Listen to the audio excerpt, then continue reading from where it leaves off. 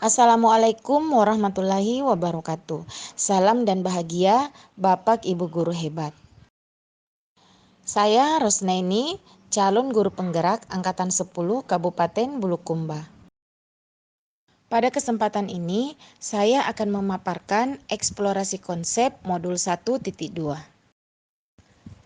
Salah satu refleksi atas asas konvergensi Ki Hajar Dewantara oleh Iwan Syahril yaitu mengatakan bahwa perubahan yang kita lakukan di pendidikan harus menuju pada suatu titik yang memanusiakan manusia dan memperkuat nilai kemanusiaan kita.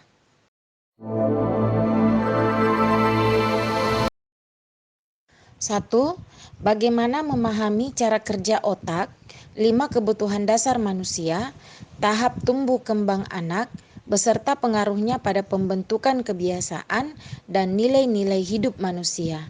Mengapa demikian? Memahami cara kerja otak. Otak manusia adalah organ yang kompleks, terdiri dari berbagai bagian dengan fungsi yang berbeda-beda. Terdapat 2 jenis sistem cara kerja otak manusia.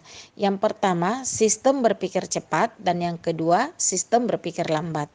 Sistem berpikir cepat digunakan untuk membuat keputusan cepat dan mendasarkan diri pada pengalaman. Sedangkan berpikir lambat digunakan untuk membuat keputusan yang kompleks dan membutuhkan pertimbangan yang matang. 5 kebutuhan dasar manusia. 1. Kebutuhan bertahan hidup. Kebutuhan bertahan hidup atau survival adalah kebutuhan yang bersifat fisiologis untuk bertahan hidup. Misalnya makanan, pakaian, istirahat, tempat berlindung, keamanan, dan kesehatan.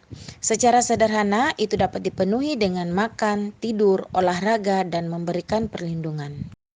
Berikutnya, kebutuhan dasar manusia, yaitu kasih sayang dan rasa diterima atau kebutuhan untuk diterima.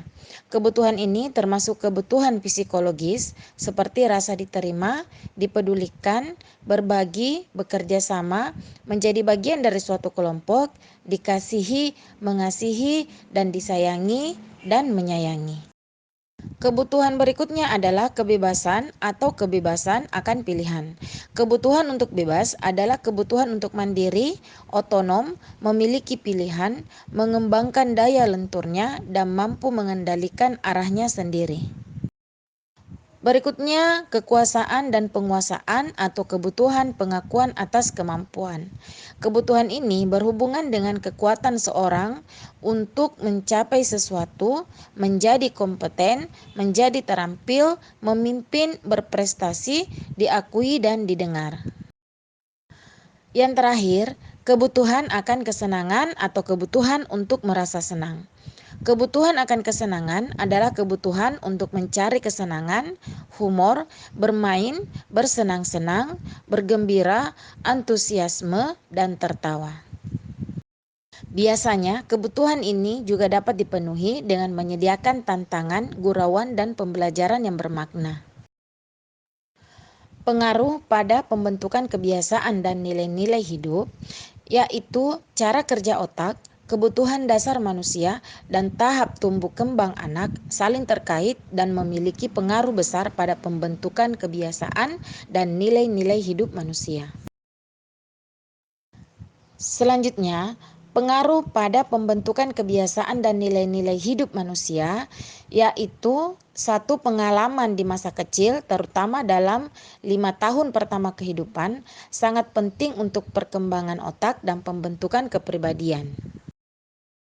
Berikutnya kebutuhan dasar, yaitu kebutuhan dasar manusia seperti rasa aman dan cinta harus terpenuhi agar anak dapat berkembang dengan optimal. Selain itu, tahap tumbuh kembang, yaitu setiap tahap tumbuh kembang memiliki tugas perkembangan yang berbeda-beda.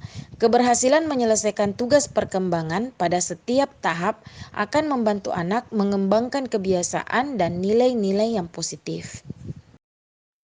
Dan yang terakhir, memahami cara kerja otak, kebutuhan dasar manusia, dan tahap tumbuh kembang anak sangat penting untuk membantu anak berkembang dengan optimal dan membentuk kebiasaan dan nilai-nilai hidup yang positif.